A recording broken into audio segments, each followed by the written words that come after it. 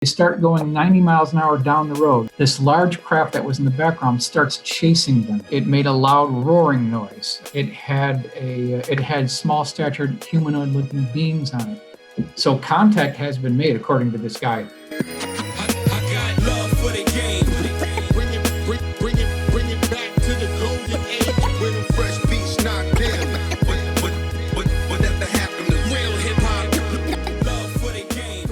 What is going on, guys? Welcome to another episode of the Raw and Relentless podcast. Today, we got the one and the only Michael Schratt. Now, if you are a fan of shows like Ancient Aliens, or if you're into the whole UFOs, conspiracy, and specifically how the military plays a role in that, then you might have seen him, whether you know it or not, in some of these different programs that are everywhere. So welcome to the show, Michael.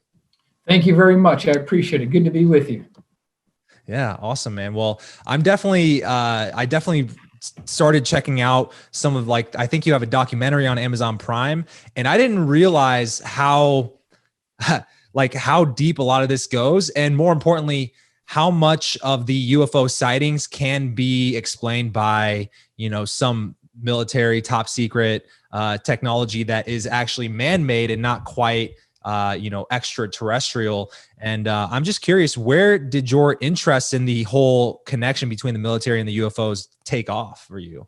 Well, I used to live in Chicago for a good part of my life, and that allowed me to have access to the Oshkosh Air Show in Wisconsin. And so I went there for 27 years and was always interested in aviation and started putting some pieces together. And being close to QFOS, which is also in Chicagoland area, they have the largest collection of private UFO cases in the world, like 60,000 cases. So over a period of 3 years, they gave me access to the entire library, and I just started digging through all the file cabinets, every last manila folder. I literally went through every one of them, and I picked out the ones that had a drawing, a sketch, an illustration, a 3-page report, and like a flight path. Those are the ones I copied.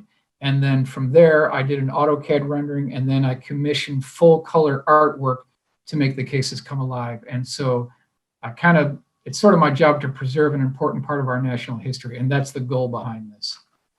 I see.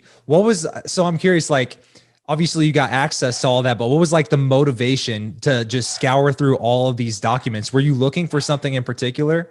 And sorry if you can hear my dogs barking in the back.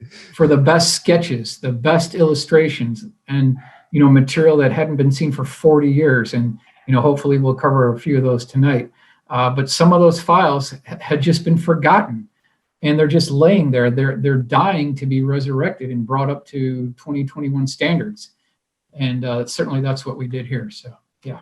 I see. And then obviously somehow that also got into your interest in how this is connected to UFOs potentially. And so can you explain kind of your interest in the UFO, the UFO phenomenon and topic as well? Yeah, was it from a frame of just debunking? Patterns of recognition, certain things that seem to pop up again and again, like pipes on the bottom of these things, protrusions sticking out. Low frequency electrical humming noises that keeps popping up again. We also get reports of just before these things take off, there's this high pitched drilling noise that keeps popping up again and again. And when you start piecing this mosaic together, it certainly looks like some of this is perhaps man-made technology, a lot closer to home. So yeah, that makes a lot of sense. And one of the things I had heard you talk about, and it was intriguing to me, especially during these times, because you can only imagine, all the mainstream hype that's coming from the recently released Pentagon videos and stuff. What do you make of all of those, like the floating triangle, or was it pyramids that they were saying in the sky? Yeah, I just don't know. I personally don't think it's alien. What do I know, right? I don't think it's alien. There's a history of pyramidal shaped UFOs going back to 94. So it's not unprecedented, but we can't discount anything at this point. Yeah. Well, to me, it kind of seemed like those triangle shaped ones, which I know that you've talked about as far as like the TR3B and things like that, that have been cited and been reported as UFOs, but then, you're able to follow a paper trail somewhere and show that, hey, this is potentially man-made. Is that kind of accurate? I think if you look at the eyewitness testimony, what they're actually reporting, and you match that up with other cases from different times and different locations, and when they all have that same common denominator, now you've got something to really look at. Now you've really got something to look at. And I want to cover a few of those tonight for sure. Okay. So what's one that really intrigues you? Like the first case that if someone was like, tell me what you do, like this is the first one you'd go to. So I want to start here. Let's see. Hopefully you can see this, okay? Yeah. It doesn't look like much, but this is an original sketch by a man named Eddie Laxton. He was a electronics engineer at Sheppard Air Force Base. And, this is his original sketch. It's very rough. It's very grainy, and you can't really make out too much of it. But on the night of, actually, it was the morning of March 23rd, 1966. It was about 5:03 in the morning. This is an official Project Blue Book report, so I'm not making this up. You can go to the National Archives in Washington, D.C., and pull this up from the microfilms. It's an actual case. It was investigated. So this gentleman, he's driving down the road very early in the morning. It's still a little bit dark out. The sun is just popping up over the horizon. And all of a sudden, something is blocking the road, kind of parked at a 45-degree angle. So he pulls up in his car, and what he ends up seeing is this right here. He sees this bowling pin or something that looks like a fish or a perch just sitting there right on the road. And it was about 75 feet in length. It was about 8 feet tall. It had a bubble transparent canopy about, you could say about 3 feet in diameter. Just after that, there were 4 high-intensity white lights that were shining forward and down. And then on the starboard or right-hand side of the craft, there was an entryway hatch with an air stair door leading into the craft. Right next to that air stair door, there was what he called, this is Eddie Laxton speaking, he said that this was a man, a human being. He was wearing a 2-piece green military fatigue. He had a baseball hat with the top of it, the bill turned up. He was shining a flashlight near the bottom of the craft. And there was also this spire that came from the top of the craft that kind of like tapered back to about a 12-inch diameter ball at the end of it. That's something I've seen about 12 different times now. We've seen these balls at the end of these spires. Then there was another 3-foot diameter porthole on the starboard side of the craft that was divided into 4 equal pie segments. And then aft of that, in black letters, there was the designation TL4768 written on the side of the craft. So I ask you, does this sound like an alien spacecraft? Okay, so moving further back, there was a little bit of control surfaces at the back of the craft that were too small to be effective aerodynamically. So there's something going on with there. So what I ended up doing is I did an enhanced version of this sketch that he had created. So what happened next is, as soon as the man that was shining the flashlight saw that he was being looked at by Eddie Laxton, he went up the air stair door, he closed the door. Then there was this high-pitched drilling noise for about 15, 20 seconds. Then this thing levitated off the ground, stood there, hung in the air for about 30 seconds, and then shot off like a spark on a grinding wheel and made no sonic boom. And there were truck drivers that saw it too, so he wasn't the only one. So we had independent confirmation from the truck drivers. So this is all back in March 1966. And I think it's a fantastic case. It's an official Project Blue Book case, and it really points to a man-made origin for this technology. I see. So this is one of those cases where, I guess I'm just clarification on one of those details. When it shot off, is it one of those examples where kind of like the Tic Tac, he says it kind of just disappeared in like a split second? I think so. It was very quick. They clocked it at like 720 miles an hour. I'm not quite sure how they got that number, but that's what the Blue Book report says. But any way you cut it, it was blindingly fast from a dead standstill. And at that level, it's at ground level. The air is very thick at that level. So, we're looking at, transonic, supersonic speed here. This thing made no sonic boom whatsoever. So someone's done something, and it's not the only one. Plus the truck driver saw it too. So it can't be easily discounted. Yeah. And would you say that would have to be some sort of gravitational wave propulsion versus just traditional? It could be a magnetohydrodynamic propulsion system. Okay. Although is that like the spinning Mercury that you talk about sometimes? I don't think that's going to the case on this one, but I'm sure that there's multiple ways to achieve this, and it looks like some kind of breakthrough was made in the mid 1950s. I see. So, just by going by eyewitness reports, it wasn't the first time this is seen. Other people saw it as well, and there's other craft that have these same spires and things sticking out of them. So that seems to be a repeating pattern as well. I see. On top of like the architectural patterns, wouldn't just the letters on that you can recognize as like English letters be a dead giveaway? Yeah, that's right. TL4768. To this day, since this happened, I haven't found anyone that has been able to identify what that means. It could be a nuclear code from AEC. I don't know. No one's been able to decipher what it means. So would it be, I'm just thinking back to like, I grew up on lakes. Every boat had its like serial number, like planted on the side of it. Would it be something similar to that, you think? It's possible. It's possible. We just don't know. That's like, it fascinates me because then you hear about these cases of, was it like Rendlesham Forest where it comes down and like the writing on it is like hieroglyphic in nature? Is that right? Like, so what would you make of that? Do you see cases like that where there are unrecognizable symbols? Sometimes we have symbols, not all the time. Like in Lani Zamora, we had a symbol there, but we don't get symbols too often, or like serial numbers on these things. We don't see that too often. It's not totally unprecedented, but it's kind of rare when we see that. If it's an alien spacecraft, why do they need it? Why do they need lights, period?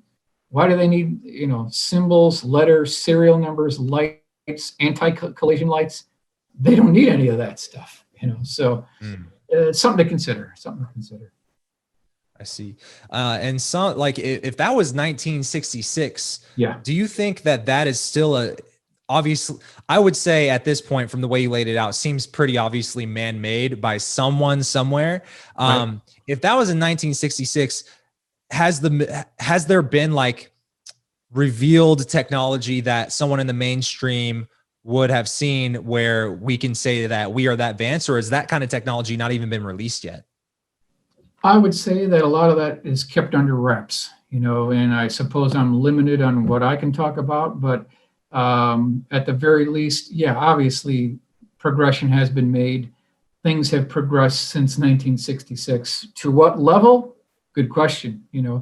I always ask the question, why are we still using liquid rockets? Why are we still using solid rockets? If we had this back in 66, why are we going to the moon with Apollo 11 with liquid rockets when we've already got this? There's virtually no moving parts in this thing. There's no external tanks. There's no liquid oxygen. There's no liquid hydrogen. There's no mixing of volatile fuels. It just seems like such a joke to go this rocket route. Yeah.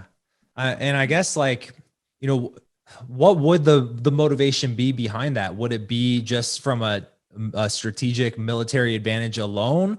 Well, anyone who controls the high ground controls the war. So if you have a craft like this and it's outpacing any Soviet fighter, any MiG, then we've got them. We've got them.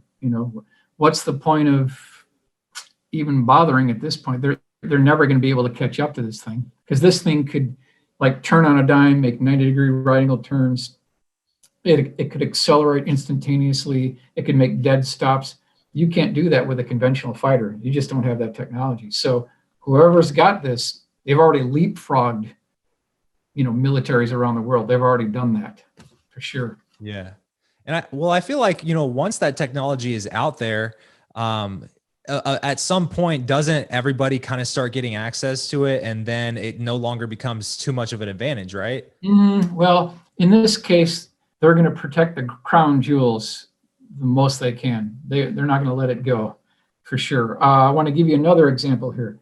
I've got the report from APRO Bulletin. This is February 3rd, 1983.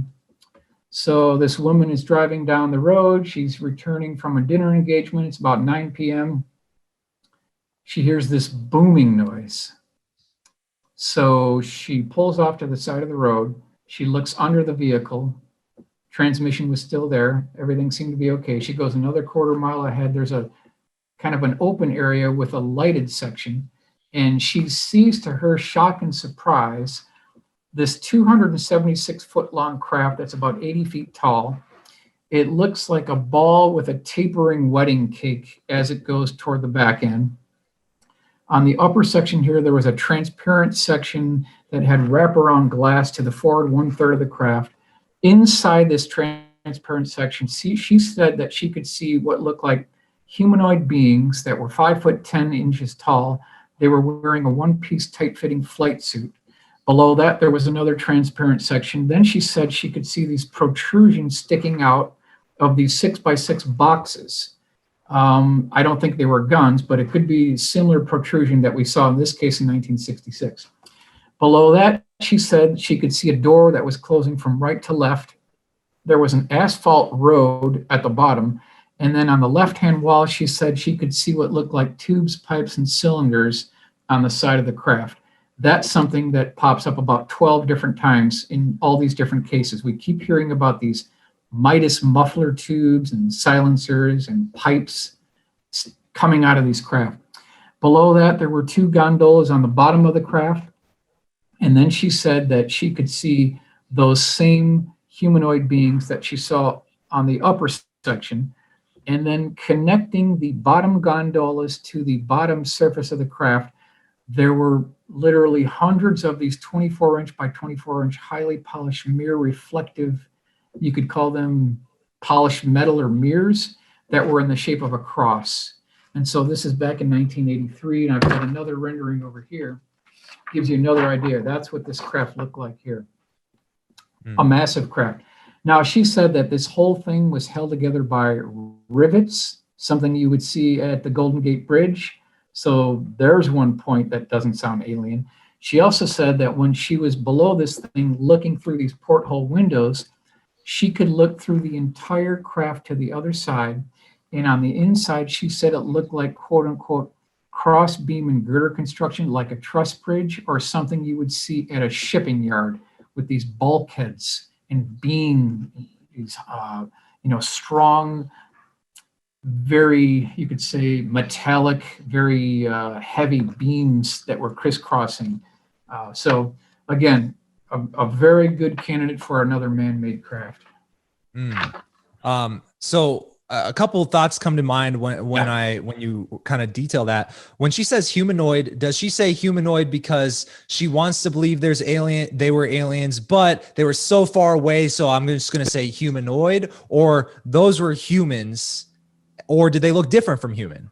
Right? I think it's more human than anything else. She said they didn't really have any hair, but they looked human to her. There was nothing particularly alien about them, although I think she did say their heads were just a little bit larger, but they were humanoid looking. I see. And then the other thing is, like, I guess this all also comes under the assumption, like, if they were kind of from another planet or somewhere else, then I guess, wouldn't it be feasible that they could potentially have technology that has recognizable aspects like pipes or stairs or roads, right? It's possible, yeah, it's possible. But again, if we're dealing with something that's 100 million years ahead of us, why would they need a craft at all at that point? Certainly they wouldn't need rivets, right? Because that just sounds like a dead ringer for man-made technology. But it's showing up in multiple cases. We can't deny it. I mean, it keeps on popping up. We'll consider another one here. This is late 1958, Guantanamo Bay, Cuba. This involves the USS FDR. This is an original sketch. Might be hard to see this, but this is an original sketch by the officer naval personnel that was here. 9 p.m., they're on kind of a shakedown cruise, and all of a sudden, now this is the first aircraft carrier to carry nuclear weapons on board. That's might be one reason why they had this sighting. But they noticed that there was a light approaching the aircraft carrier, and I'll try to zoom in even more here. And what they actually saw was a 200-foot long cigar-shaped craft that hovered over the flight deck for about 10 minutes. There were 24 naval personnel that scrambled up to the flight deck because it was like total chaos below decks. Everyone was trying to get up to the top.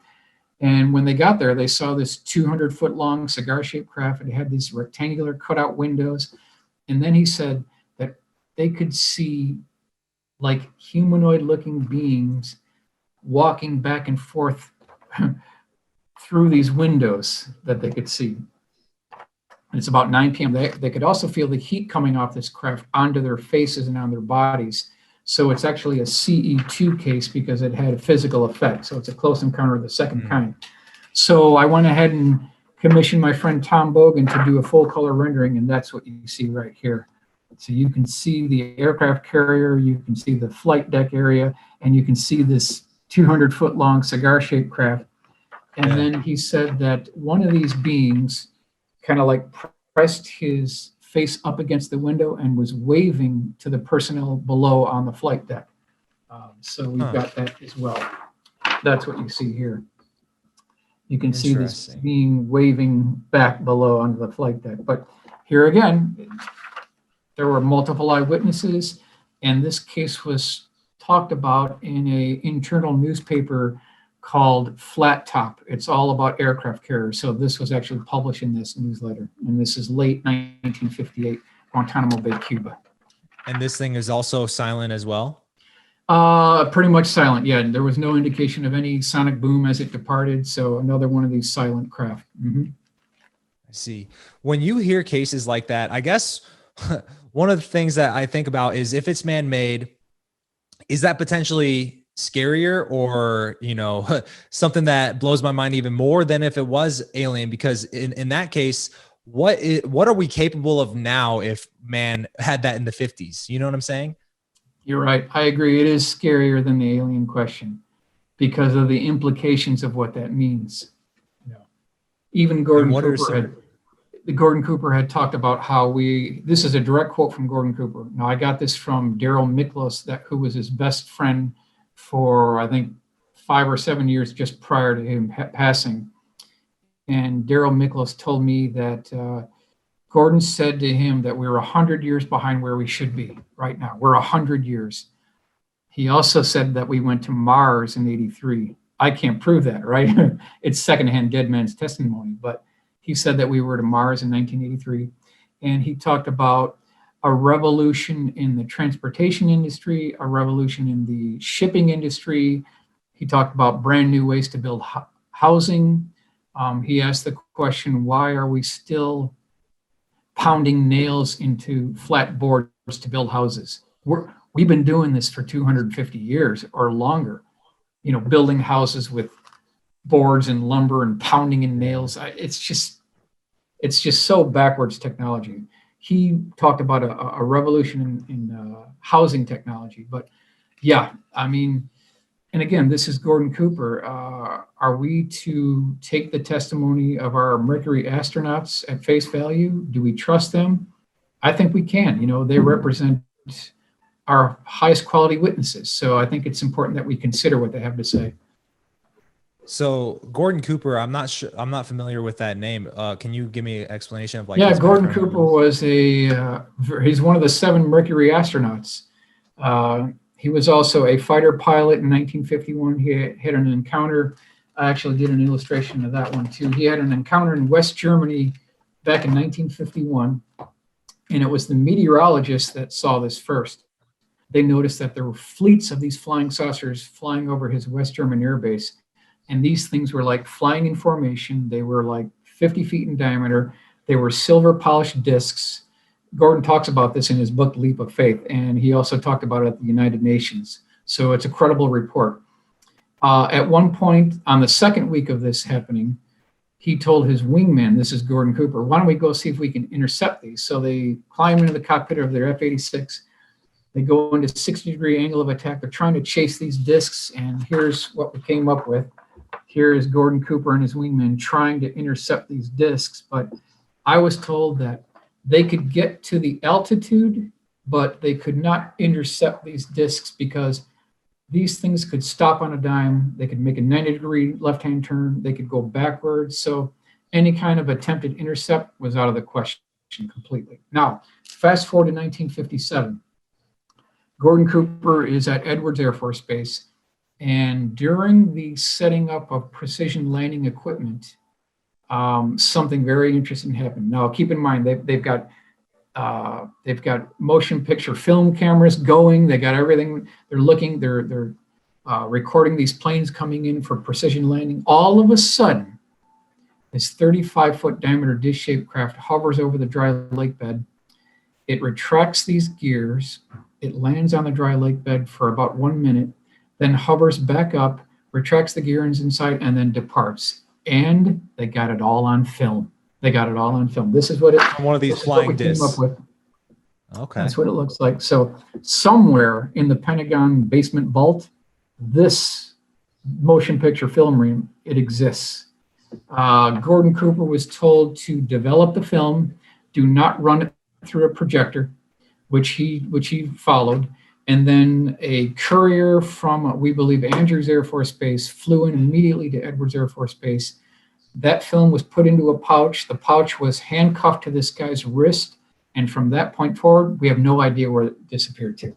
So do we know where the guy went, though? Yeah. Did the guy disappear as well? Oh, you mean the pilot of the craft? Guy. Oh, the handcuff guy? We don't know where he went. We don't. He disappeared into that vault of somewhere, right? Either at Holloman Air Force Base, Wright-Patterson Air Force Base, Andrews Air Force Base. We don't know. There is something at MacDill Air Force Base as well. So I'm convinced that they're keeping this in more than one location because they can't afford a single point failure. If they have a fire and all these film canisters get destroyed, that evidence will be gone forever. So personally, I think they made copies and they shipped it out to at least 3 different locations around the country. That's how they should just do what everybody else does and just upload it to the cloud, you would think, right? Yeah, that's right.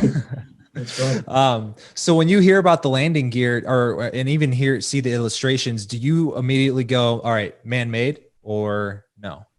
Difficult to say. Seems to be leaning toward that, but it was a display of some kind because the film cameras were running. So it's like it wanted to be seen. Whoever built it, it wanted to be seen. I see. Crap,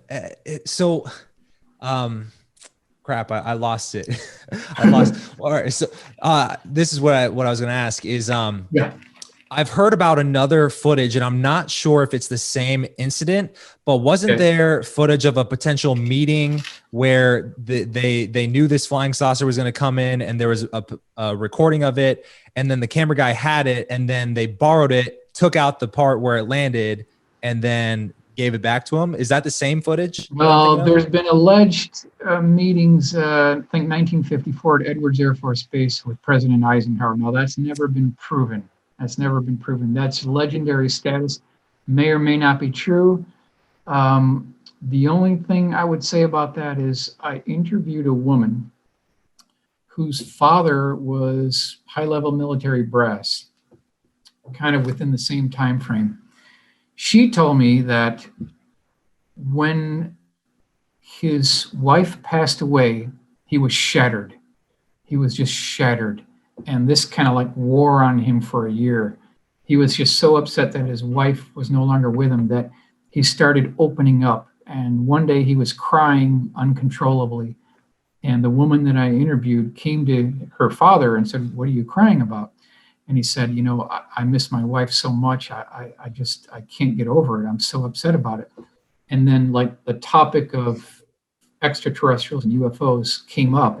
And this guy told the woman that I interviewed all he would say is, quote unquote, a handshake has been made. And that's all he would say. And that tracks with what we hear about Edwards Air Force Base and Eisenhower, where a quote unquote agreement was made. Now, I don't know if it's the same event, could be something different, but coming from her, I trust her.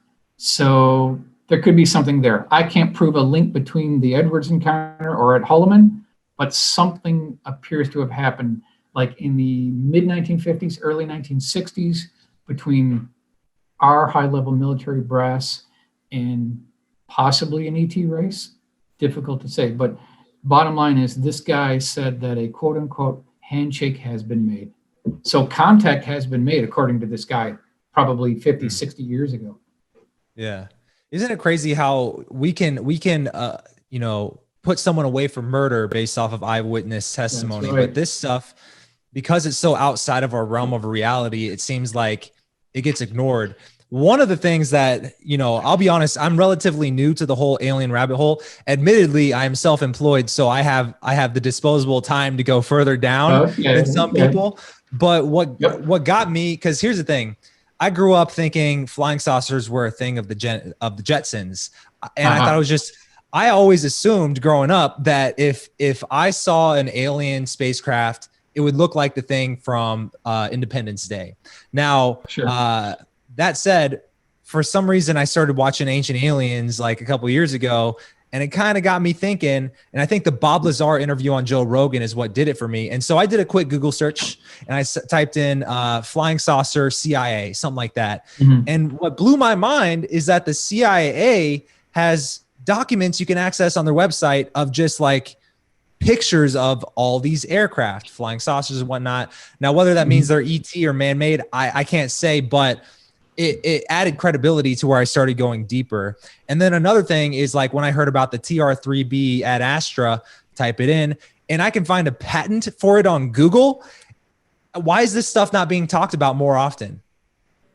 Good question. Good question. But one way I would answer that is, of course, this story is so outlandish, right? I mean, it has its own self-protection system built into it, right? An alien, a UFO lands at Edwards Air Force Base. They capture it on film, and then this cigar-shaped craft hovers over an aircraft carrier. Nah, come on, you got to be kidding me. No one's going to believe it anyway, right?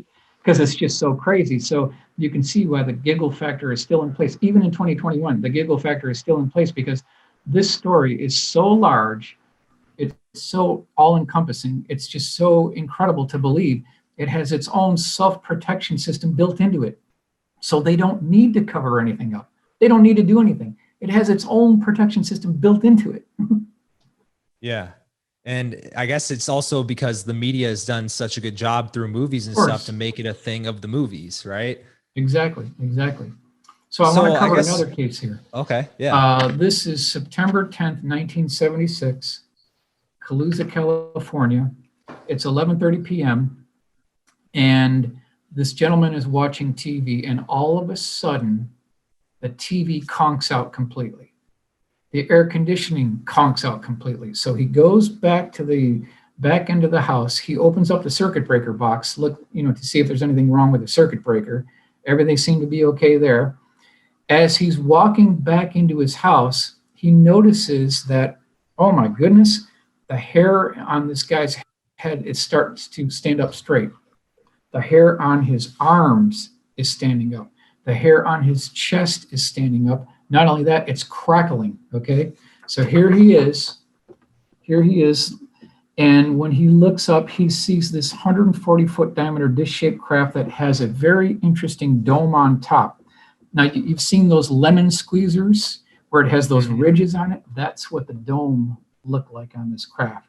So it looked like a lemon juice squeezer or a lemon squeezer. Now, on the bottom of this thing, it had 6 of these conduit pipes that tapered down to frayed edges. And it also had these prongs that were sticking down.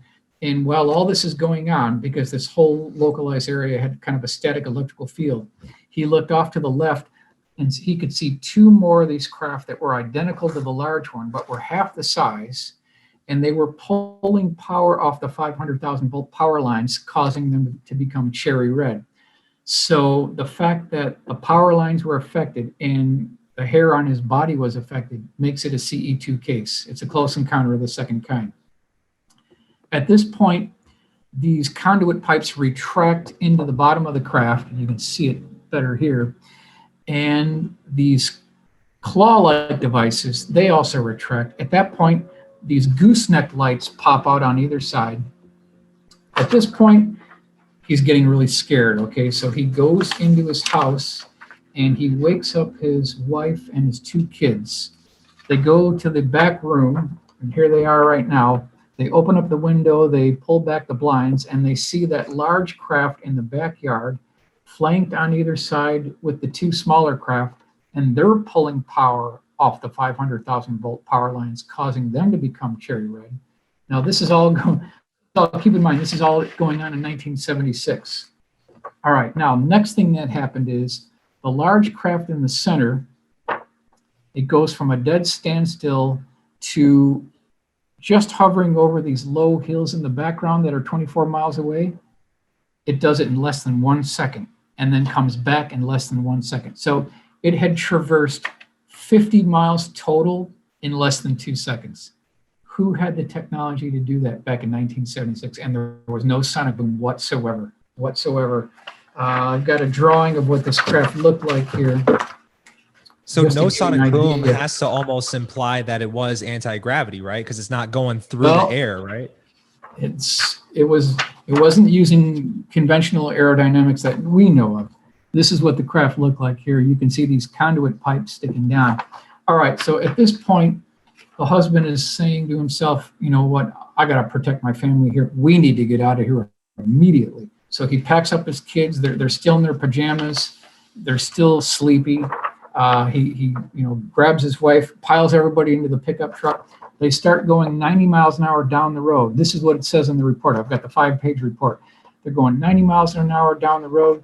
This large craft that was in the background starts chasing them in their pickup truck. Goes over to the left-hand side of the pickup truck, over the cab, over to the right-hand side, then back up over to the left-hand side. They go about a mile down the road at 90 miles an hour. They get to the neighbor's house. They screech on the brakes. They all pile out of the truck. They start slamming on the door of the neighbor's house. 2 neighbors pull out, get out of the house, and they see the very tail end, all 6 eyewitnesses. So you've got the father, you've got the wife, you've got the 2 kids, plus the 2 additional witnesses. That's a grand total of 6. They see the large craft departing at kind of a 60-degree angle of attack. And so this is all back in 1976. And they were so fearful, they thought they were fearing for their lives. They were just in such panic. So again, someone's building this in 76 that had the technology to go supersonic without any kind of sonic boom back in 76. Wow.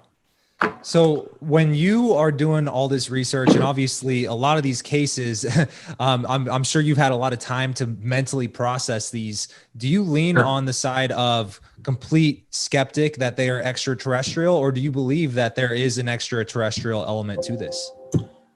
Personally, I think there's a man-made element to this.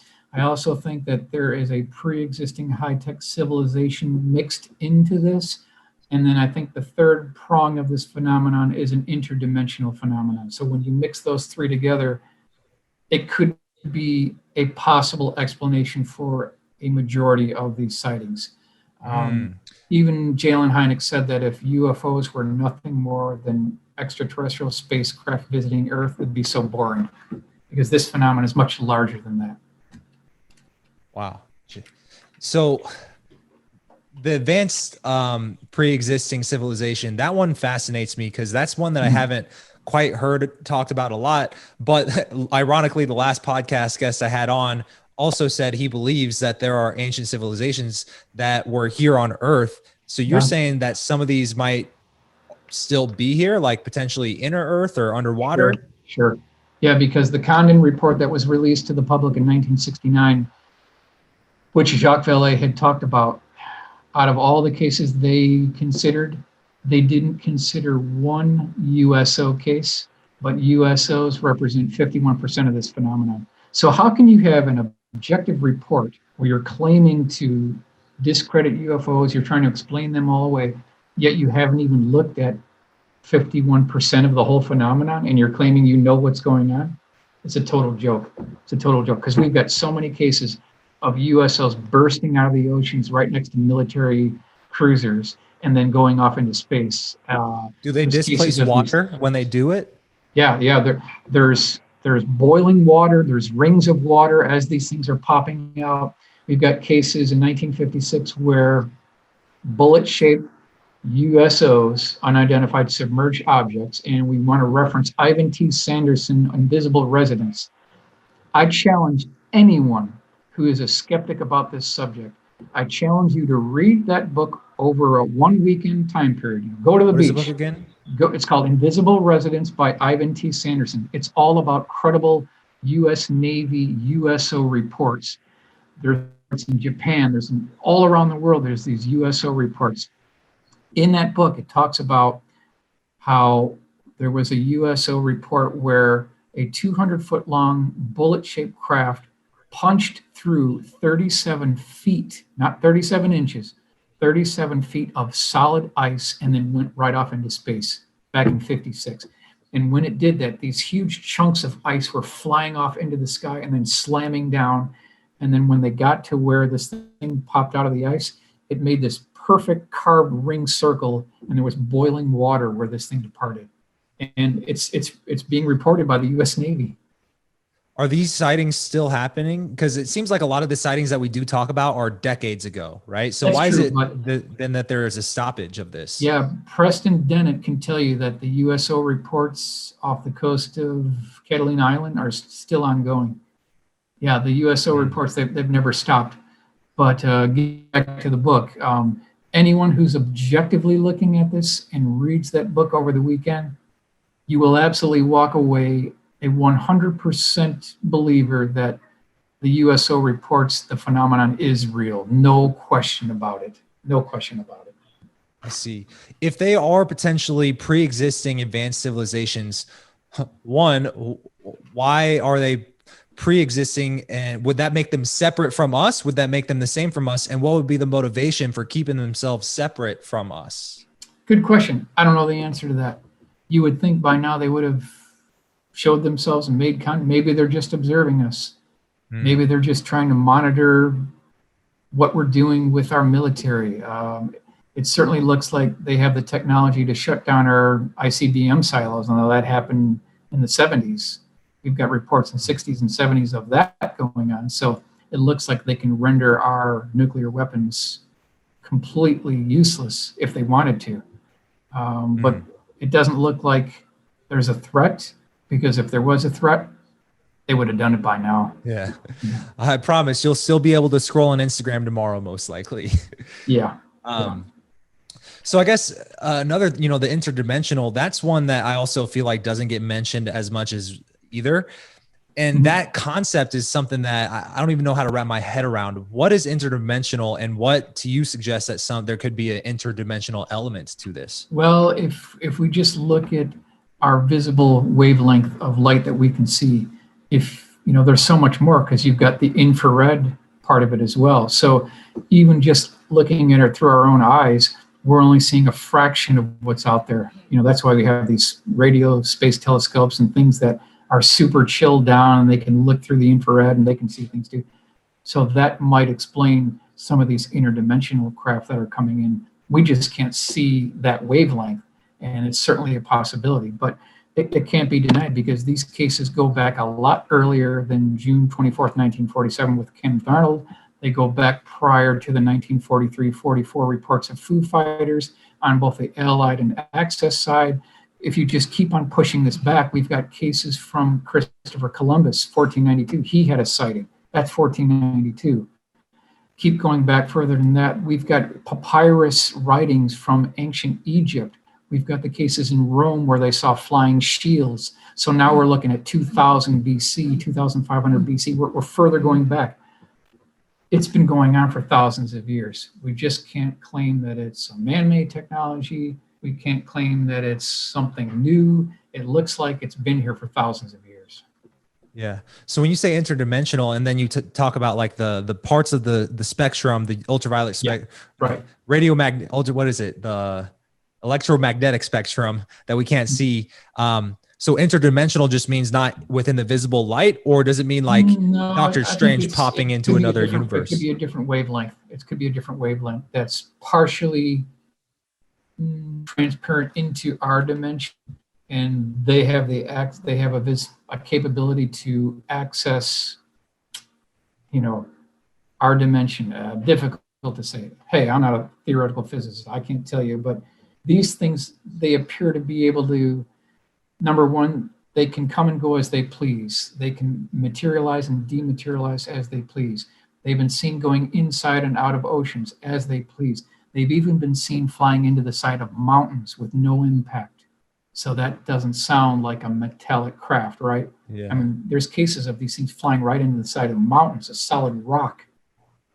Yeah. So they could even look solid and go into something solid. That's exactly right. That's exactly, and they can just materialize and dematerialize as they please, like they're playing with us, they're toying with us, you know. One question that I've pondered in the past is, what would be a scarier reality? The fact that they are interdimensional, meaning they're in this physical point in space at a different wavelength, or that they are from a different galaxy, right? Because if they're not from another galaxy, then does that mean that we have a bleak future for intergalactic travel? You know? All I can say is, if you look at the visible universe, you look at our Milky Way galaxy, we've got 400 billion stars in our known galaxy. There's 400 billion galaxies in the known universe. And then that famous Hubble, you've probably seen this image before, where the Hubble Space Telescope, it directed its mirror and camera to a portion of the sky that they felt was completely black. So they just aimed it, they set the gyros. I think they set it on there for an entire week, and this was like a completely black part of the sky. When they got the film developed later that came down digitally, what they thought was just completely black space, there were thousands of galaxies within that photo that they'd never seen before. So they're just keep on pushing that timeline back. Yeah, there's so much more that we don't know. Yeah. Crazy. So have you ever personally experienced anything that you can't explain? Nope, I haven't. I'm not that lucky. I haven't seen one of these things. I want to see one. I haven't seen one. No. How about you? I actually have, and this is why the interdimensional topic intrigues me. And it's something I've talked about on my podcast before, but so I'll quickly kind of go into it. But I've seen a being that I thought it was crazy. But it kind of looked like a typical Men in Black type of, it was a shadow figure, but it had a top hat and a trench coat figure. And I would see it in my window in this room that always gave me bad vibes in a house that we moved into when I was in high school. And it would stand there in the window that was 20 feet off the ground with the shadows of the trees moving behind it. But this thing was just fully erect, standing there, top hat, trench coat. It was there every night. And it was only visible to me when all the electronics were off in the room. So as soon as I turn off the TV at night, I can see it. Anyways, I would see it so often, and then I would be afraid to tell people. And I always got the vibe that if I told someone about it, then it would not show itself. Right. And so after 3 years of studying the trees outside, seeing this thing every night, sleeping with the TV on to avoid it, I finally told my friend and wanted to show it to him to prove I wasn't crazy. Long story short, I tried to show it to him. It wasn't there. Haven't seen it since, until I saw a documentary as I was going through Amazon Prime called The Hat Man. And it was about all these people experiencing this same thing, the exact same thing I saw. But here's what's crazy. In the documentary, the picture, the illustration was to the detail, proportion for proportion, the exact same thing I saw in the same nature I saw it. And then recently I met a friend whose girlfriend had seen this thing in her house. And I sent her the picture and she goes, "Oh my God, same thing." And her mom was actually physically assaulted by this thing. So when I hear about interdimensional, I think the top hat, trench coat, maybe it's like a tool to go between dimensions, because I don't think that's a ghost. But anyways, Yeah. Talking about things that I can't explain. Sure. Yeah, you mean, you never know what these, we've got reports of these strange beings that look like, the Oscars that they give away on Sunday night at the Oscars. We've got a Michelin man being that looks like an Oscar that you would get in an award ceremony. I kid you not. Maybe we'll talk about that one. Let's move on to this next case. This is Falcon Lake, Canada, May 19th, 1967. This is the famous Stephen Mickelek case. All right, so here's the sighting picture here, so you can picture this in your mind's eye. He's a rock hound. He's a prospector. He's got a very heavy shirt on. He's got jeans on. He's got these thick leather gloves on. He's got a welder's goggle on so that it doesn't, injure his eyes when he's chipping for minerals and everything. So that's kind of like the sight picture. All of a sudden, two 40-foot diameter dish-shaped craft are hovering at about a 200-foot altitude. One departs at a medium rate of speed. The other one lands about 300 yards from where he is. So he walks up to this craft. This is what the craft looked like. He's walking up to the craft, and he notices that, this thing is very close to him now. So he gets even closer. And then a door or hatch opens at the bottom of the craft. He also notices that just to the right of this opening, there's this, what you could call exhaust vent that had these evenly drilled holes, like someone took a drill and measured 2.5 inches by 2.5 inches and did a perfect grid pattern to it. So he's walking up to this hatch and he kneels down. He's looking in this hatch now, and there's this violet purple light coming out of this thing. He can hear laughter. He can hear a language that he can't understand. And so he's saying, do you speak German? Do you speak French? Do you speak American? There was no answer. There was just this laughing and this strange language that he couldn't figure out. At that point, this hatch slammed shut. He thought, wow, that's rude. So he couldn't see anything, or he could just hear the voices? No, he could hear the voices. He couldn't see anybody, but he could hear the voices. So here he is looking into the craft. All of a sudden, this thing slams shut. And then this craft lifts off the ground at about 1 foot altitude, makes this counterclockwise movement. And that small exhaust port with the evenly drilled holes lines up with him. And somehow there's this exhaust gas that comes out and burns him. His clothes catch on fire, and he's injured. So it's a CE2 case. And he gets sick. He starts vomiting. And what happens later on, when he's sent to the hospital, the whole pitch pattern on that exhaust port made a complete perfect imprint onto his chest. The exact same holes that were on that exhaust port end up turning up on his chest. So it's absolutely a solid CE2 case. This is kind of a rough newspaper article, but here he is, Stephen Mickelek, and that's his drawing of what the craft looked like. And it's a very well-known case, and he recently died not too long ago. And to the day he died, he claimed that it was a real encounter. Huh.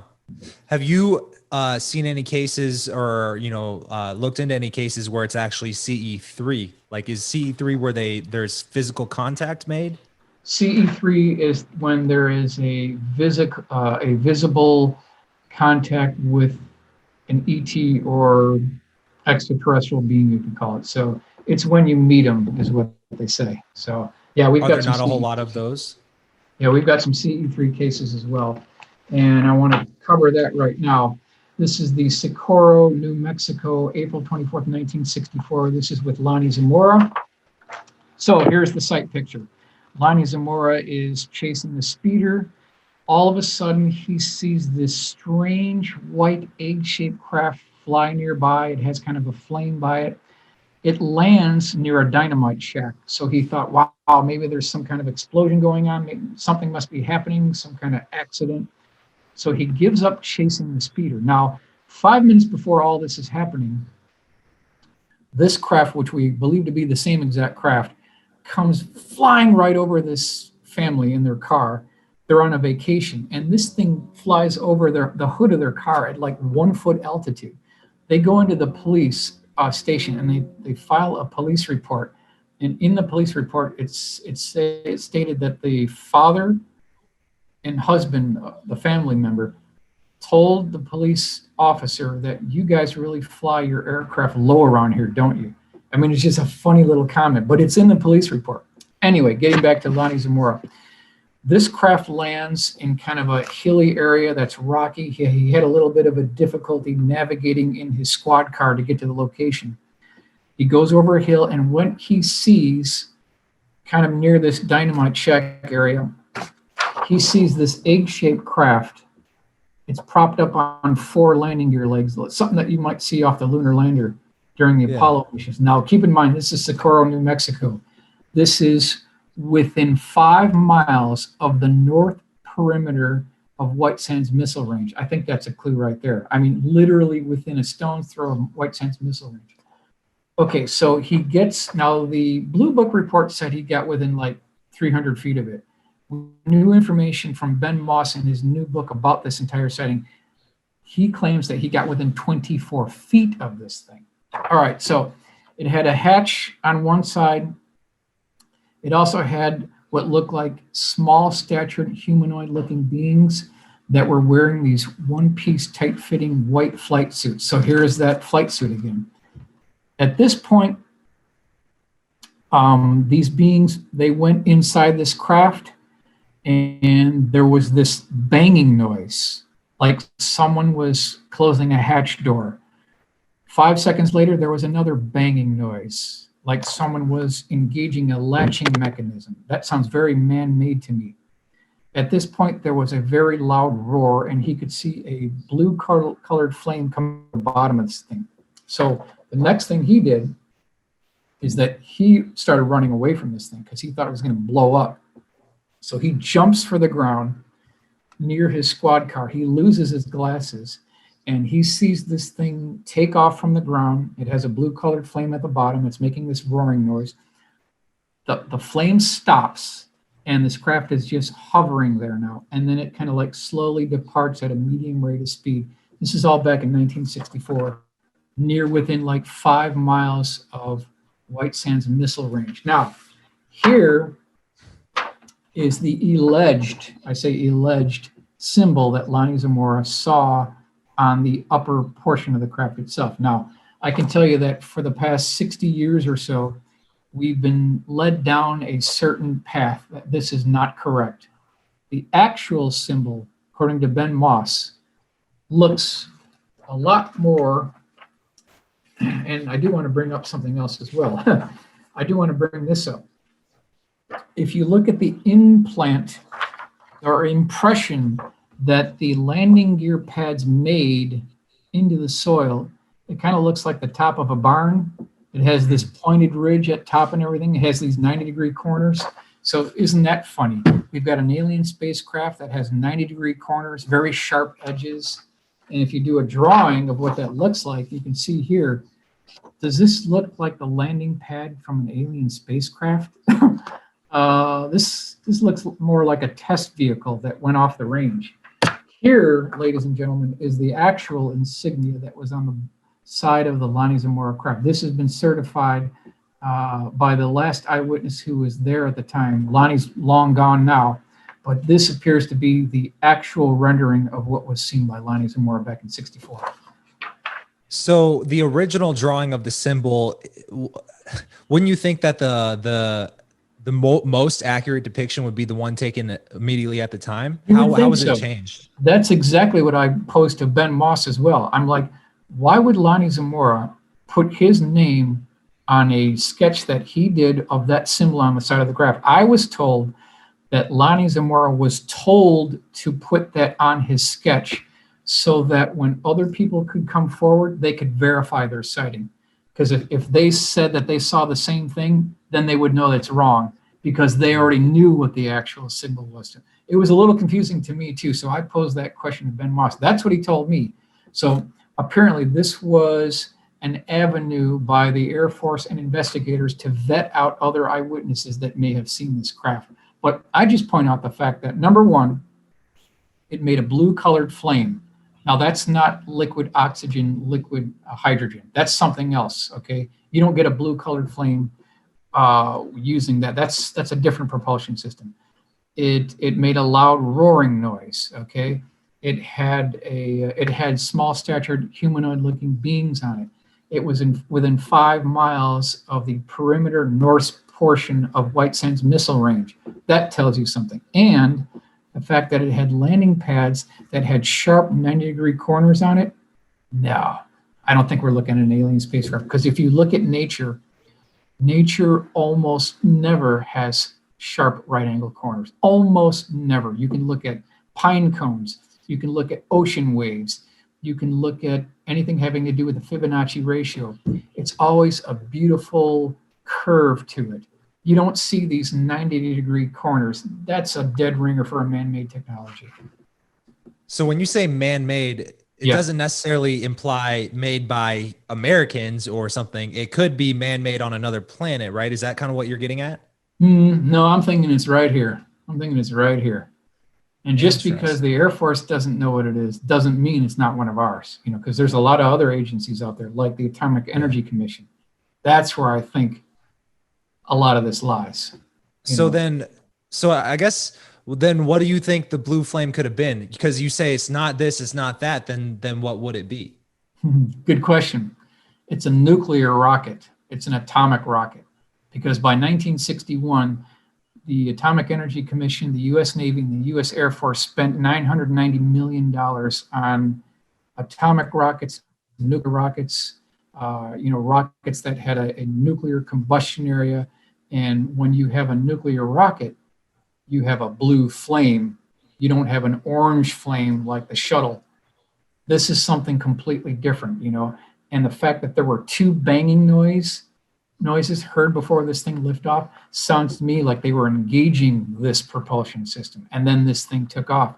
We always hear about this high-pitched buzzing drilling noise. That's something we hear too. So when you put it all together, to me, it sounds like the explanation is a lot closer to home than we think. So then what about the humanoid then? I think they were small statured test pilots, because this was a relatively small craft, maybe 16 feet across. It wasn't really big. Maybe the size of a little bit larger than a VW, something just a little bit bigger than that. Egg-shaped craft.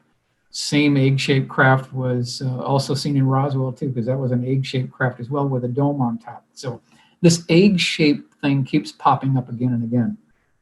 So the Roswell was not a flying saucer shape; it was an egg shape. No. If you read Don Schmidt's new book, Don Schmidt will tell you that what was recovered was an egg-shaped craft, not a flying saucer. I see. And I've heard most people assuming it was aliens. I've only heard one person mention that he thinks it was man, and that person said it was Nazis. He thinks it was Nazis. What is your stance on the Roswell incident? What I try to do, I try to exhaust every terrestrial explanation before we start jumping on the ET bandwagon. I mean, just look at the technology: pipes, cylinders, serial numbers, flashing lights. Not only flashing lights, but flashing lights that go off in sequence, right? Blues, greens, reds, yellows, orange, and then the pattern repeats. Even Stanton Friedman knew that, lights on an ET spacecraft make no sense at all. It can only be for decoration. Why do they need it? It's screaming man-made technology, but it's important that we pull up these old cases so that we lay this foundation. Well, I guess so is lights to you a dead giveaway that it is potentially man-made if there's flashing lights on it? I think it is, because not only is it just the lights, but the lights are going off in a sequence, and then they repeat the sequence. That just doesn't sound alien. Why would they need it? Why would they need an anti-collision light? Why do they need lights at all? It just doesn't make sense. Now I want to go over another case here. This goes to credit Linda Zimmerman, who is a very good researcher on the East Coast. She gave me this case. So this is Socrates, New York, June 1953. There's about 24 eyewitnesses. They see this long, 350-foot long cigar-shaped craft. It has these concentric rings of turquoise and red balls going around the axis of the craft. This is what it looks like. And it was a huge craft. They sent up interceptors to go after this thing. Not a chance. This thing left the fighters in the dust completely. So someone back in 1953 had the technology to outpace our top fighter aircraft at the time. Here's the drawing I came up with, what this thing actually looks like. And you can see the 100-foot section here, but then the 350 feet on the bottom of the craft along the total length of it. This is back in 1953. This is going on. This is actually happening. You can't just deny 24 eyewitnesses. She interviewed, I think, one of the last surviving witnesses. And it was just a guy who was just coming forward. He had no point of seeking fame or fortune, but he said that when these jets got within the vicinity and chasing after this thing just took off and left them in the dust. So is that another one where you still think that it is most likely made by human? I don't know, because this one looked seamless. There were no rivets. There didn't appear to be any entry hatches. There weren't any lights on the craft, but these balls were lighted that were along the axis of the craft. Those were kind of like red and turquoise, blue, green. That's what the eyewitness said. And this thing was 350 feet across back in 53. So difficult to say. Now, it could be one of ours because that kind of tracks with the timeline, but that's a little bit earlier. If you go back to maybe some of the German research, there could be a German contingent to this because that just keeps on popping up as well, right? Because after World War II, a lot of our scientists that started our space program were at one time, they had their records expunged. They were brought to here. And then immediately after World War II, there was another component that went to South America, in Brazil. That's a whole different story, but it's interesting that immediately after World War II, and then like in the 45, 46, 47 timeline, a whole bunch of UFO sightings originated out of Argentina, South America, just exactly where these guys went. It sounds like something may have been set up. Difficult to make that complete link, but we can't deny it. I see. And then, along those lines, what do you make of project? Is it High Jump where they went to Antarctica and then came back completely depleted? That's another mystery case too, right? Because they were supposed to be there for 6 weeks. I think or 6 months, and they were beaten back very quickly. They lost a number of aircraft. There are reports that Admiral Byrd encountered craft that came off the ice. Some of these things came from the depths of the ocean. He actually made contact. That's where the story gets crazy. But Operation Hijack, to this day, has not been completely explained properly, in my eyes anyway. It's never been. What are some of the unexplainable things that, what is public about that case? Just that Admiral Byrd was at he was spearheading the whole thing. They had like 12 naval ships. I think they had 4,000 personnel there.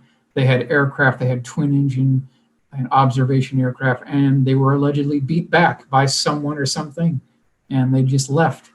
And it was supposed to be descriptions of what it was. Mission, and there was nothing else given about it. There was nothing else said. So something happened there. We just don't know what it is. I see.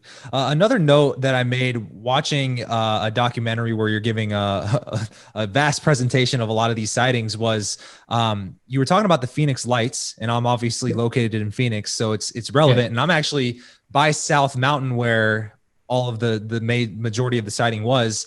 And you mentioned something like it could have been a holographic projection of some sort. Can you talk about that a little bit more? Yeah, there's been reports of, holographic image projection technology where you can have an aircraft that projects an image of another aircraft that looks identical to the first one, but it's a complete hologram.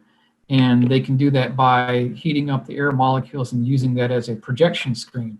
So you could have a F-4 Phantom, you could have any type of aircraft that looks completely real, but there's nothing there. Now that's a possibility. The other thing is it was on a Thursday night. March 13th, 1997 was a Thursday night. And we know they like to test things on a Thursday night. So that checks out. There are others who say that they could look through the craft. So that kind of checks out. I interviewed a gentleman who said it got so close to him that he could hit it with a softball. That checks out because we've had reports from '83 where people who have seen this craft come close to them, they also said that they could get close to it and hit it with a softball. So that checks out. When you put it all together, we could be looking at another man-made technology. It's looking like it more and more. Not in all cases, because these prehistory cases, 1865 cases, they actually could be a man-made technology too. But when you go back to Rome and Egypt, now we're pushing the envelope. Now we're looking at something different. Wouldn't it be conceivable that if you have the ability to warp gravity, you could also travel back in time? Now you're really getting into it. Yeah. They could be us from our future. They could be us from our timeline going back in time to the 1860s. Because if you can control gravity, you can control time. Yeah, it starts getting a little hairy there. I'm no expert in time travel, but yeah, there's any number of avenues this could go down. Because if you look at the 1897 mystery airship wave, what the people reporting in 1897 is exactly what people are reporting in Oaxaca, Mexico in 1865. And this is long before the Wright brothers flew on December 17th, 1903 at Kitty Hawk. So it looks again like someone's building something way before powered flight. One question I've always wondered is why are some of these older illustrations from like the 1800s, sometimes these UFOs look like wooden ships in the sky with a floating balloon above it? Why is it that the UFOs almost always seem to be like slightly ahead of the time it was seen? You know what I'm saying? Yeah, that's a good question. Yeah, we can definitely talk about the 1897 mystery airship wave. It actually took place in 1896. And this was essentially in Sacramento, California. It also went to Oakland, California, and then San Francisco, California. What they reported seeing is this flying craft that had a gondola that was kind of like supported by a balloon. And then it had a wing on either side. It had a tail-like rudder. But then hundreds of eyewitnesses reported that, this is kind of hard to see, but they reported these high-intensity beaming spotlights that were shining down. And so there was like chaos in the streets, in the towns. There were people running, they were screaming, there were horses bolting from side to side, there were covered wagons that were flipping over. And people just didn't know what was going on here. But here's another rendering of what these things look like. These strange airships that appeared like out of nowhere. We have reports, and this is Walter Bosley wrote a whole book on these things. The eyewitness reports came from the West Coast all the way to Chicago, all the way to the state of Ohio. We had reports there. According to Walter Bosley, some of these craft contained what looked like, quote unquote, well-dressed eccentric inventor type. They were wearing a three-piece suit with a top hat. We also have reports that there were big black dogs on the deck of these. That doesn't sound alien to me. We also have reports of laughter coming from these craft. And then we have reports of anchors on lines coming down from these craft, and very few reports, about 2 or 3 reports of these things landing in the daytime, where the eyewitnesses that got up to these craft, and this is kind of another rendering of what these things look like.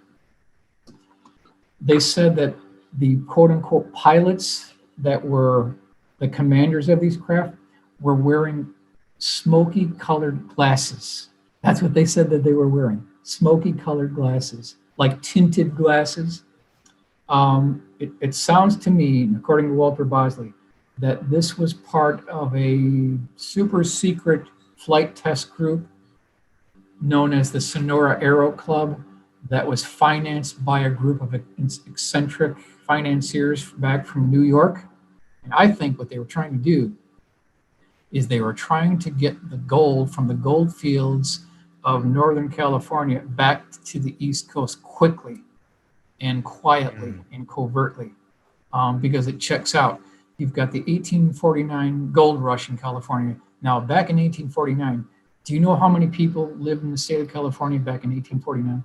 Take a guess. No idea. 12,000. 12,000. Oh. That's it. That's it. Can you believe that? So you've got the 1849 California gold rush.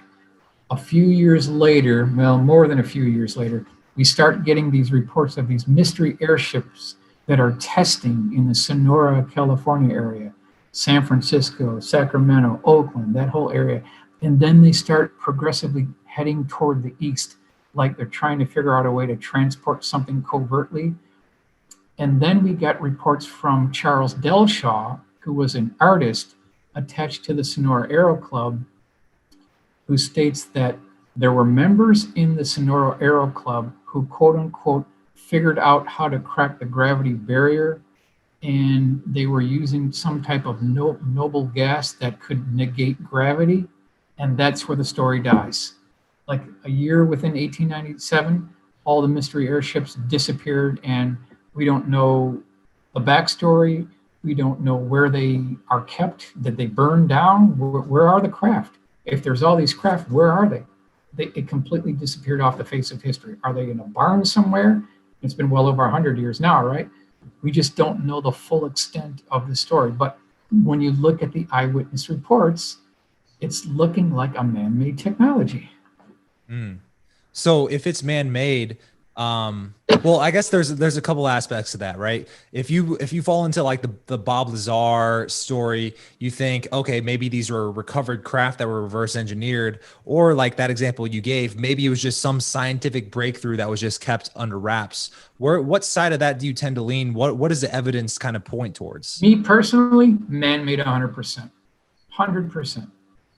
You know, you just don't get smoky colored glasses with well-dressed inventors wearing a two-piece suit and laughter and big black dogs on the deck of these craft. Now, if anyone wants to think it's extraterrestrial, go for it.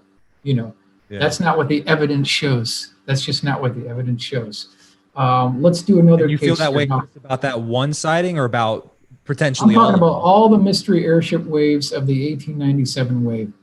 That whole 1896, 1897 part, when you look at the eyewitness testimony, it doesn't appear to be an alien spacecraft, even with the high intensity lights. Now, that is an interesting part of the story, which cannot be denied. How are they going to have the power source to have these 7 beams of light shining down, like very high powered? It's not impossible, but for that time frame, it's a little bit more difficult. But the only problem with that is the 1865 Oaxaca, Mexico craft had the same powered spotlights as the 1897 mystery airship was. So someone in the like early 1860s, they already figured it out. They did it. They've done it. And you're saying they figured out the whole gravity aspect to it too? They apparently figured out a way to negate gravity, because these things could go against the wind at 100 miles an hour. That's what the reports say. Now, again, it's difficult to prove that because we're so far removed from this, and none of these things have ever popped up in any barn somewhere in Northern California. So where did they go? Did they all get destroyed? We just don't know. So, you know, one interesting thing that I think you always also talk about is like secret government programs and black budget. And let's assume that some of these sightings from the 50s, from the 60s are 100% humans created those aircraft, regardless of where they got the technology from to begin with. If they had that technology back 70 years ago, where do you think they are today with this stuff? And how does this tie into a lot of the current events going on, the way budget's being spent? Well, I can't tell you for sure, right? Because I don't know. But if you look at movies like The Fifth Element, if you just keep on extrapolating the technology, if they had this in 1897 and you had 100, 120, 130 years, we've already got Fifth Element, you know, the scene in Fifth Element where there's that taxi thing and there's a big traffic jam, flying cars. Certainly looks like it. Well, would you say that means that we probably have a secret space program and potentially already interplanetary, or do you not tend to go down and believe that kind of stuff without evidence? I can neither confirm nor deny, but I would just look at the eyewitness reports of what these credible people like pilots, air traffic controllers, astronauts, cosmonauts, what are they telling us? What are they seeing? Just go back to Gordon Cooper in 51. What did he see? He saw metallic 60-foot diameter dish-shaped craft that were silvery, look to the eye. They had a dome on top. They could not be intercepted. This is back in 51. Then you go to 57, where a similar craft landed, right within the vicinity of the dry lake bed. It had landing gear. Then you go to the 1976 Calusa, California, where they're breaking the sound barrier. And then you track that with the 83 case, where the woman saw rivets and beams on the inside. You put that all together, it certainly looks like things have been built. They don't have to tell us, right? They don't have to tell us, but just going by what these credible eyewitnesses are telling us, someone's made a breakthrough. I see. When you mentioned that, I'm going back to something you mentioned a few minutes ago, but you said like 90-degree angles are never seen in nature. Very rarely are they seen. They are. It does happen, but not very often. You don't see that. Yeah. Have you done any looking into that apparent monolith that was on the moon Phobos of Mars? And that like seems pretty 90 degrees, right? I suppose so. Maybe there could be something there. Who knows? Maybe there's someone living there that we don't know about. I don't know. I'm sure they know. I'm sure, they're probably not going to tell us. If you go back to the Brookings report that talked about during the course of our exploration of the outer planets and solar system, if we came across an extraterrestrial artifact, it would be in the best interest of the public to delay publication and not tell the people, because anytime a high-tech civilization comes into contact with a lower technologically advanced civilization, it's always the lower one that comes out the bad end of it, right? So it was their plan back in the 60s to just don't even bother telling us. So we're not going to know. We're not going to know. Yeah. Wasn't there a Warner von Braun deathbed confession, apparently, where he talks about how they have this technology, and that there's going to be eventually like false flag invasions or something like that? Well, that's what was stated to Carol Rosin. So we have to go by her quote. We're still looking for that now. We could be on the verge of something like that happening now. Difficult to say the timeline, but that's what Carol Rosin had said. And it's kind of rung true all these years. And we appear to be on the timeline. Interesting.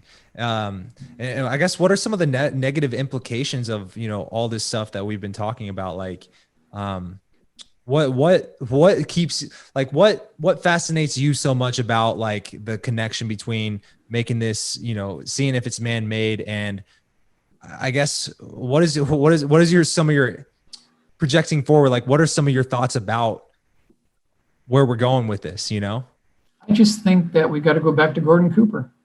When Gordon Cooper told Daryl Miklos that we're 100 years behind where we should be.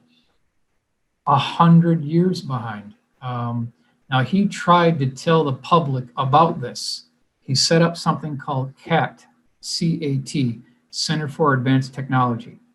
And one way that they tried to reveal this to the public, and maybe you can guess, in Florida, there's something very interesting that a lot of people like to go to on vacation. And it has a very interesting name that's actually an acronym. People go here on vacation. Can you think of what I'm talking about? No. It's in the state of Florida, and it's a Disney World. You're close. It's a travel destination for sure. It's Epcot. I'm not sure. Epcot. Okay.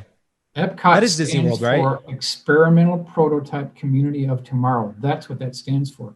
Gordon Cooper was instrumental in the original origin and development of Epcot Center. And he was trying to get some of that technology out to the public, and he kind of secretly encrypted that into Epcot. So when you go to Epcot and you see all this advanced technology, just remember that it was Gordon Cooper that played a role in getting that put into that travel destination. And so again, and that tracks with what he was saying, that we're 100 years behind where we should be. He knows. What do you think it would take for that technology to eventually be used for advancing civilization and outdoing some of these old school combustion fuel things, you know? Well, see, that's where the problem lies, right? Because the utilities are a $500 trillion business every year, right? If we were to use the technologies that Gordon Cooper had talked about at Epcot Center in his Center for Advanced Technologies, then we wouldn't need internal combustion engines anymore. We wouldn't need tankers anymore. We wouldn't need oil fields anymore. We wouldn't need nuclear power plants anymore. Overnight, all these utilities would go out of business. That's why we're not seeing it. But that's what Gordon Cooper had talked about.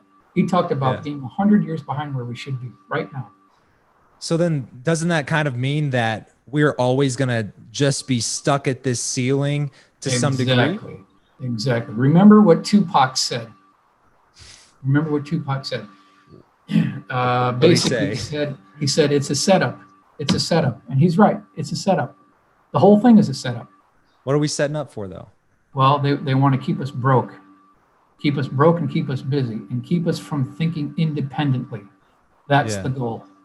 Because if we start thinking about what Gordon Cooper talked about, then we're going to band together as a united coalition. And that isn't going to happen, right? They can't let that happen. So that's why we have a perpetual wars and perpetual quote unquote energy shortages. It's all a setup, just like Tupac said, it's all a setup. So essentially what you're saying is it would take an act of God for something like this to become made available. Well, I'm not going to say, but who knows? I wish we could get to that level. We'd move the whole world further along, but yet we're going to be straggling behind. Yeah. Do you know that it's been 52 years since the 747 first flew back in '69? And we're not flying any faster now than we did 52 years ago. What's wrong with this picture? I mean, you can fly in a 747 today that first flew in '69, and we're not flying 1 mile an hour faster now than we did 52 years ago. Something's wrong with that picture. Wow. Interesting. You know, along the same lines, you know, Nikola Tesla, you know, famously had a career, obviously went down. He died a broke man in a hotel room. Right. But then there's also all these like theories that he had major breakthroughs that were kind of silenced and hush hush, right? And he talked about, if you think of the world in vibration, frequency, and magnetism, I believe is what he said, you'll see like it just completely opens up a new realm. And then I immediately think back to, you know, things like the Philadelphia experiment. Do you think the government has experimented with things like that? And is the Philadelphia experiment, is that something you've looked into at all? Well, getting back to your comment about Elon Musk, personally, I believe that the whole Tesla car and everything Tesla we're hearing all about, it's a hoax. It's a scam. You know, I'll tell you why. If Tesla were here today, got a plane passing over. If Tesla were alive today and he went to Elon Musk, he would disapprove. And I'll tell you why. Because Tesla's real car would never have it something where you plug in, right? He would be pulling electricity from the atmosphere itself with no plug-in or power cord whatsoever. It would be pulling electricity from the air. That's a real Tesla. What we're seeing with Elon Musk and the Tesla, that's not a Tesla. Nikola Tesla would not approve of what Elon Musk is building for everyone at 80,000 a pop. But does anybody even have the ability to do that? Like, could Elon Musk even do that if he wanted to? I think he probably could. We can transfer cell signals from one cell phone to the other. Why can't we do that with electricity? I'm sure there's a way. After all this R&D, you know, we still are dependent on a power cord. There is no way Nikola Tesla would buy off on that. He would say, nope, get rid of the power cord. I want you to design for me something that pulls electricity right outside the vacuum, right from the atmosphere. Then you could drive anywhere. You wouldn't need it. Or like he had the tower that he was doing back in New York, and he was going to power the world with no wires, no transformer, no nothing. Bypass all that nonsense. Because when you have a power station and you've got all these power lines and transformers, and by the time it gets to you in your home, you're losing like 80% of efficiency. Tesla was going to bypass all that. He was going to devise a system where you pull the electricity from the atmosphere and then you can drive unlimited anywhere. That's a real Tesla. Yeah. Well, did that technology ever get completed? It was completed to a certain degree, but then the funding was pulled because Westinghouse and Edison figured out that he was giving the power away for free and they couldn't charge for it anymore. And we can't have that. And so now we're 100 years behind where we should be. Exactly what Gordon Cooper had said. So even if that technology existed and it was completed to today, it seems like you believe that Elon Musk could get access to that if he really wanted to, or you think he could just figure it out if he wanted to with the funding? I think with the brilliant minds that we have today, there could be a shielding device built in. Now, hey, I'm not an electrical engineer. I don't know, but there's a way to do it. There's a way to do it without, shocking or putting a very high electrical voltage charge along the skin of the craft. I'm sure there's a way to just drop it right into. Now, you wouldn't have. I don't even know if you'd have batteries to charge. Really, it would just be electrical engines at that point, electrical motors. Maybe it would charge a battery, but you wouldn't need to plug it in, that's for sure. You can guarantee yourself that if Nikola Tesla came back to life today, he would not sign off on what Musk is doing. No way. Interesting. Yeah, and Elon Musk, he's definitely revolutionizing to some degree. Do you think he's involved with the government at all in, some of the advanced aerospace technologies? Well, it doesn't appear to be the case because he's still using liquid rockets, right? He's still building liquid rockets, but we've already shown back in 1966 that they didn't even need rockets in 66. And if they didn't need it in 66, there was at least a 10-year development program to get to that point. So that means it tracks back to mid-1955 or October 1954. That tracks with the newspaper clippings that they were working hard to crack the gravity barrier. It all tracks. If you look at the timelines here, everything lines up perfectly. So what that means is, did we really need Challenger to explode on January 28th, 1986? Did we really need the Apollo fire where the 3 astronauts were killed in the Apollo fire? What about Columbia? Did we really need that to happen? If we had this technology in 1966, where we weren't using liquid rockets and we can get to space and we're using an advanced propulsion system, why are we still using these obsolete dinosaur rockets and risking the lives of our astronauts? Why are we doing this? Why are we 100 years behind where we should be? It's like we are a lost civilization and someone else or some other group has just completely leapfrogged us all together and left us all behind. That's what it looks like. So then what would be the motivation? Like, I guess there's a couple things, right? It could come down to the motivation, or it could come down to just like decentralization. So what do you think it is? Do you think it's someone on top saying, we can't let this out? Or do you think it's just so decentralized that it's like it would be impossible for everybody to come together and put this out for the greater good? They want to be masters of the universe. They want to be masters of the universe. Power, control, masters of the universe. But at what point do you say is enough? Like, if you have 100 trillion, do you really need another 100 trillion at that point? I mean, why bother at that point? Why not just bring everybody along together? What's the point? You can already buy islands. You can already buy continents. What more power and control could you possibly want? That's the thing, like, why can't we move together and all be raised? Like when the tide comes in, all ships raise together. Why can't we just do that? They don't see it that way, though. They don't see it that way. So you seem to believe that it is maybe just one group that's kind of calling all the shots behind the scenes? It looks like that. It could be a small coalition of groups, but it's not a large number for sure. It's a small group that's controlling things, you know. It's a small group at the top. Who would be in charge of that? You think it's government, US government? Don't know. That's what we're all trying to find out, right? Who's pulling the strings in all this? Yeah. But again, going back to the utilities, if you have a technology that renders the oil industry, the solar industry, all the windmills, the wind power, the nuclear power plants, if you have something that renders all that obsolete overnight, no way are they going to release that. No way, because they can still make billions now, right? Why would they want to put themselves out of business? They're going to lose trillions. So they're going to do whatever it takes to keep this under wraps. Interesting.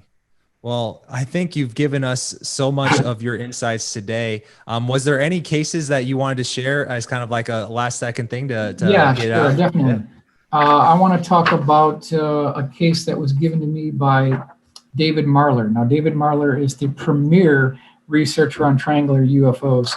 This did not get into his book called Triangular UFOs. So it was given to me personally. He gave me, so this credit goes to David Marler. Okay, so the date is 2012. Let's see if I can move this up here. And the eyewitness, actually this took place at Little Pudding River. This is in Oregon. Here's his original sketch.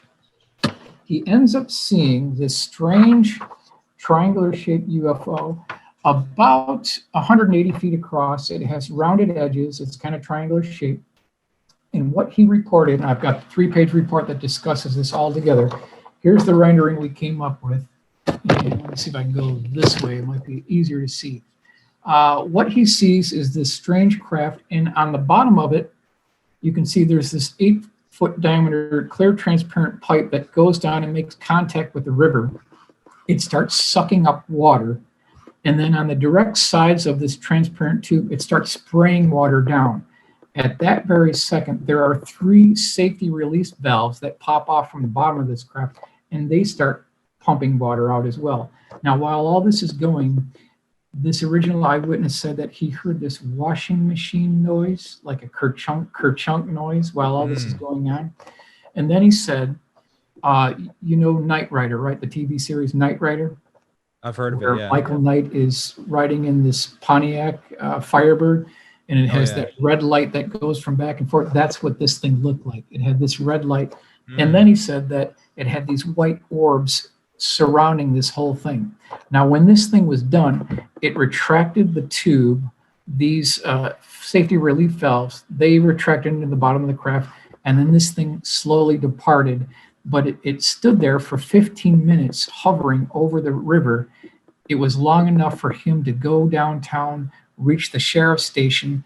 The sheriff came back and he saw it too. So it was secondary independent eyewitness of this particular case. And this is back in 2012. Wow. If you got lucky enough to see a UFO or a USO, what would have to happen for you to believe that it was extraterrestrial? Would you automatically assume it was man-made, or would you go, I'm going to assume there's a high percent chance that it was man-made? I'd look for seams. I'd look for rivets. I'd look for hatches. I'd look for tubes, pipes, and cylinders. I'd look for prongs or protrusions. I'd look for any lighting patterns, and I'd also look for and listen for a low frequency electrical humming noise, and then also kind of like a static electrical field around the local vicinity. If I saw 1, 2, or 3 of those, I'd be more inclined to think it's man-made. If this thing was seamless and it wasn't making any noise, it had no lights, it was almost like an egg-shaped craft that had no protrusions whatsoever, now we could be looking at something different. But even then we don't know for sure, right? Because is it live or is it Memorex? We can't tell now because it's seamless at this point. They're good. These guys are good. So you'd almost have to physically see and meet whatever was driving this thing, and it would have to tell you, I'm from this planet, not here. It could be an unmanned aerial vehicle.